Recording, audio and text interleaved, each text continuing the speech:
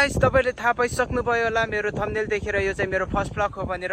यो चाहिँ गाइस मेरो लाइफको फर्स्ट ब्लग हो। सो आजदेखि चाहिँ मैले पनि ब्लग बनाउन सुरु गरेको छु। सबैजनाले सपोर्ट गरिदिनु होला। तपाईले सपोर्ट गरिदिनु भयो भने आजदेखि चाहिँ डेली ब्लग बनाउने छु गाइस म पनि। सो गाइस यो चाहिँ मेरो फर्स्ट ब्लग भएको कारणले गर्दाखेरि यसमा चाहिँ म थोरै परिचय दिनेछु। मेरो च्यानलको नाम रहेको छ बहादुर ब्लग। सबैजनाले सपोर्ट गरिदिनु होला। अनि मेरो घर भन्नुपर्दा मेरो घर चाहिँ गोर्खा हो। म चाहिँ गोर्खादेखि हो। अनि मेरो पढाइ भन्नुपर्दाखेरि चाहिँ म चाहिँ 12 पढेर यता मलेसिया आएको छु। अहिले चाहिँ म हाल मलेसियामा छु। यता काम गरिरहेको छु मलेसियामा।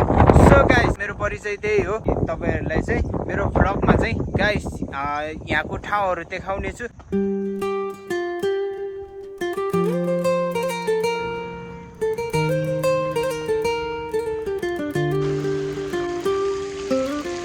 यस्तो दामी ठाउँहरु छ, यस्तो राम्रो ठाउँहरु छ। सो तपाईहरुलाई देखाउने छु। अनि यहाँ मैले जति पनि नयाँ ठाउँमा जति अनुभव गरेको कुराहरु तपाईहरुलाई देखाउने छु गाइस। अनि गाइस सबैजनाले सपोर्ट गरिदिनु होला। देख्न सक्नुहुन्छ अहिले चाहिँ म एउटा डाँडामा आएर भ्लग बनाउँदै छु गाइस।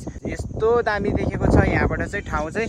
सो तपाईहरुलाई चाहिँ देखाउने छु। यहाँबाट चाहिँ तल देख्न सक्नुहुन्छ यस्तो दामी छ। यो पुरै निलो भएको जति चाहिँ पुरै समुद्र हो। यता चाहिँ वरिपरि पुरै समुद्र छ। अनि यता वरिपरि पुरै यताबाट चाहिँ पुरै वन छ माथि चाहिँ। अनि गाइस यता म काम गर्ने चाहिँ यही यो सेतो घरमा हो। यो चाहिँ स्टोर हो।